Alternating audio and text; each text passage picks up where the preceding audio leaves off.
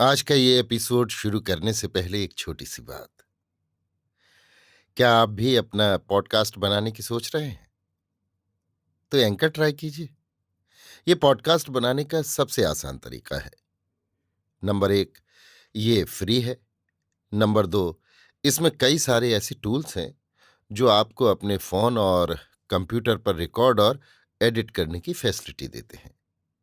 Number 3, आप अपने podcast को डिस्ट्रीब्यूट भी कर सकते हैं, जिससे इसे स्पॉटिफाई और दूसरे प्लेटफॉर्म पर सुना जा सके।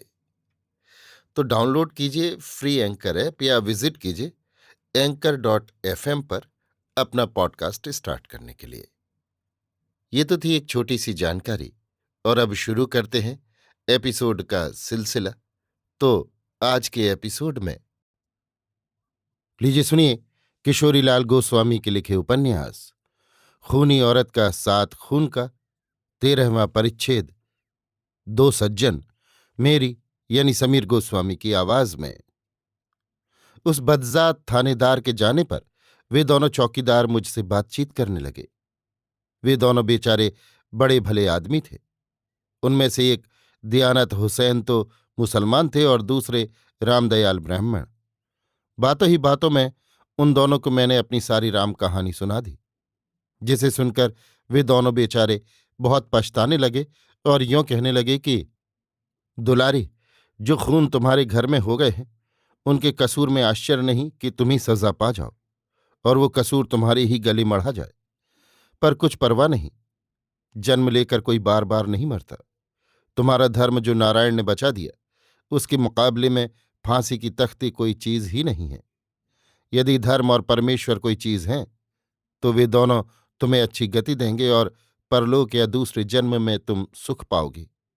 फिर ये भी बात है कि यदि तुमने सचमुच खून न किए होंगे तो भगवान तुम्हें बचा भी सकते हैं।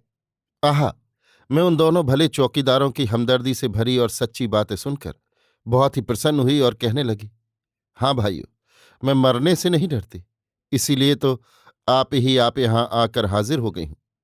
पर ये खून मैंने नहीं किए हैं।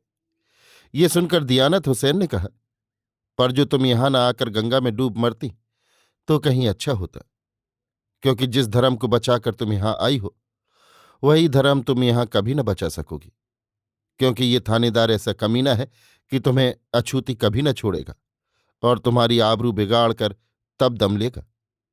इस शैतान ने अब तक न जाने कितनी औरतों की इज्जत हुर्मत बिगाड़ डाली है और बराबर बिगाड़ता ही रहता है।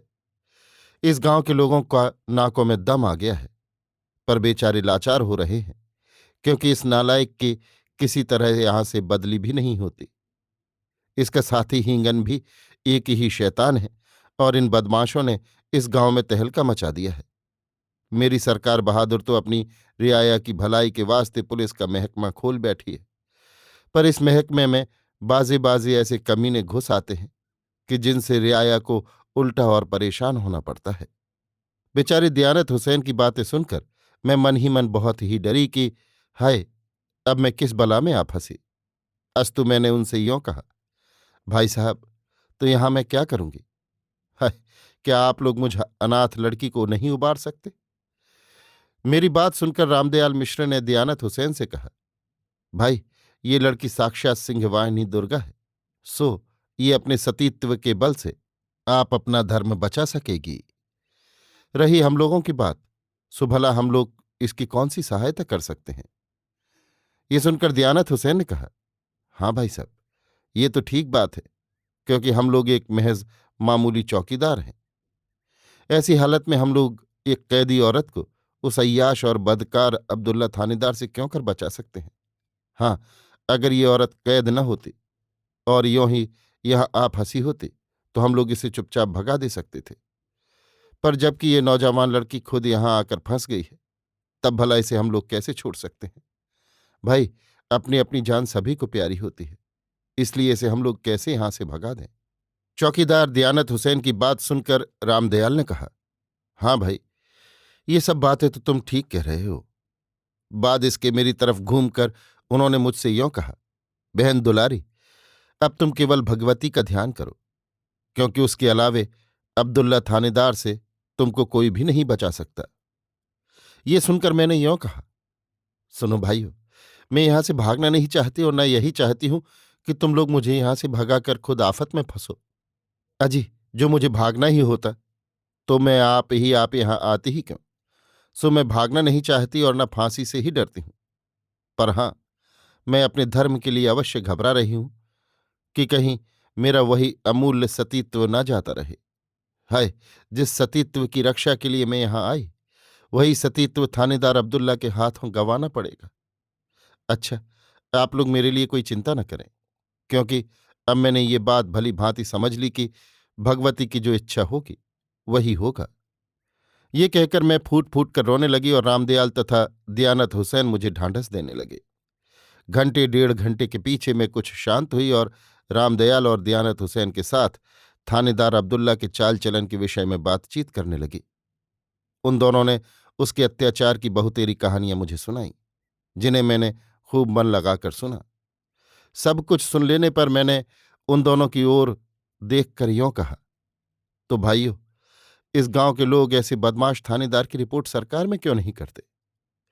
इस पर उन दोनों ने पारी पारी से यों कहा, दुलारी, भला बेचारे गांव के गरीब आदमियों में इतनी हिम्मत कहाँ है।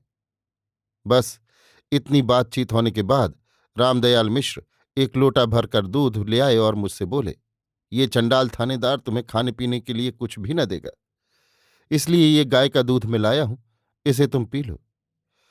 ये सुनकर मैंने बहुत कुछ नाही नुक्कर किया, पर उन्होंने इतना आग्रह किया कि फिर मैं ज्यादा हठ न कर सकी और उस लोटे में भरे हुए सारे दूध को गटर गटर पी गई। मैंने उस कोठरी के जंगले के पास आकर अपने मुंह से अंजलि लगाई और बाहर से एक पत्ते में धार बांधकर रामदयाल ने मुझे दूध पिलाना प्रारंभ किया।